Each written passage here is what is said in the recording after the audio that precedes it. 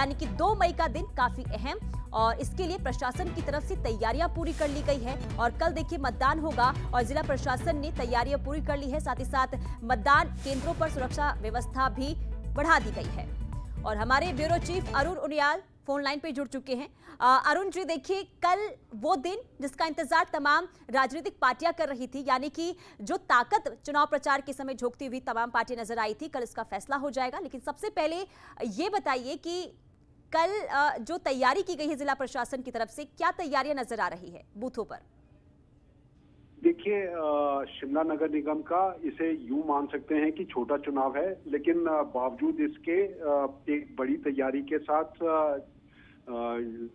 चुनाव अधिकारी और जिला अधिकारी जी की धूप के 34 वार्डों में अपनी व्यवस्थाओं को बना लिया है। लगभग 139 के करीब मतदान केंद्र बनाए गए हैं, जिनमें से 10 मतदान केंद्र अति संवेदनशील और 40 संवेदनशील माने जा रहे हैं। माना यह जा रहा है कि यहाँ पर कड़ी सुरक्षा के बीच मतदान जरूर कराए जाएंगे।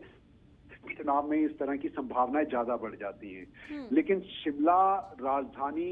नगर निगम के इन चुनावों के लिए एक कड़ी मशक्कत कांग्रेस और भाजपा दोनों राजनीतिक दलों के बीच में देखने के साथ बड़े चेहरों की चहलकदमी और उनका प्रचार, ये दोनों चीजें इस बार पहली बार शिमला के नगर के लोगों को देखने को मिली होंगी, जब तमाम बड़े चेहरे कांग्रेस और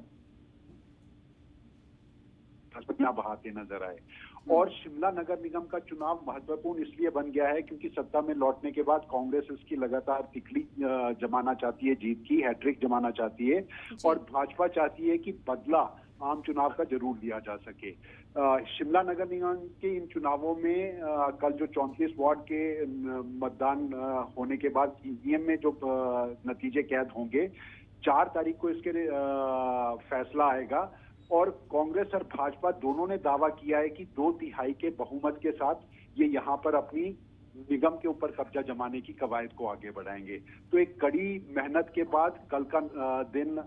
मतदान का, और उस मतदान के बाद इस शहर के मूड का आखिर उसने भरोसा किसके ऊपर किया है पुनः। ठीक है, जरा अरुण जी ये भी समझाइए कि इस बार नगर निगम चुनाव की बात की जाए तो चुनौती किसके लिए है, कांग्रेस के लिए या बीजेपी के लिए? देखिए पूनम, ये एक ऐसा सवाल है राजनीतिक दलों के लिए, दोनों के लिए महत्वपूर्ण या क्योंकि इसमें आम आदमी पार्टी भी 21 वार्डों के भीतर चुनाव लड़ रही है और वामपंथी दल ने तो सीमित कर लिया अपने को सिर्फ 4 वार्डों के भीतर। तो कांग्रेस और भाजपा इन तमाम दलों के लिए स्थितियां जरूर इस तरह से कही जा सकती है, लेकिन सबसे महत्वपूर्ण और सबसे हाई प्रोफाइल अगर ये किसी के लिए रहने वाला है तो ये मुख्यमंत्री सुखविंदर सिंह ठाकुर के लिए रहने वाला है, क्योंकि मुख्यमंत्री सुखविंदर सिंह ठाकुर छोटा शिमला से छात्र राजनीति के बाद अगर उन्होंने सियासी पारी की रफ्तार पकड़ी तो यहीं से पार्षद बनने के बाद उन्होंने अपने राजनीतिक सियासी सफर को शुरू किया था। और अब जब वो मुख्यमंत्री बन गए हैं, उसके बाद अगर कांग्रेस शिमला नगर निगम जीत भी जाती है लेकिन छोटा शिमला हार जाती है, तो उनके लिए स्थितियां बहुत माकूल नहीं रहने वाली। यानी जिस वार्ड के मुख्यमंत्री खुद अपने राजनीति की शुरुआत करते हैं, अगर कांग्रेस वो ही हार जाती है तो वो एक हाई प्रोफाइल सीट के रूप में छोटा शिमला की सीट हमारे को जरूर दिखाई दे रही है। और राजनीतिक दलों के राजनीतिक चेहरों के हिसाब से अगर आप देखेंगे तो कांग्रेस की सरकार और भाजपा की बदले की राजनीति, ये 2 चीजें बड़ी महत्वपूर्ण लग रही हैं। उसके अलावा अगर हम ये बात करेंगे तो आम आदमी पार्टी जो आम चुनाव में भी अपनी दावेदारी जता रही थी, लेकिन सिफर हाथ उसके लगा। नगर निगम में क्या वो अपना आंकड़ा खोल पाएगी, कोई सीट जीत पाएगी, इसके ऊपर नजर होगी, जबकि वो नजर अभी फिलहाल ऐसा न दे चुके हैं शिमला नगर निगम को, लेकिन 4 सीटों पर सिमटकर क्या वो कांग्रेस का साथ ज्यादा देते नजर आए हैं या सिर्फ 4 सीटों में से 2 सीटों पर जीतकर कोई नई बदलाव की राजनीति करना चाहेंगे, वो देखने वाली बात होगी। चुनाव कांग्रेस और भाजपा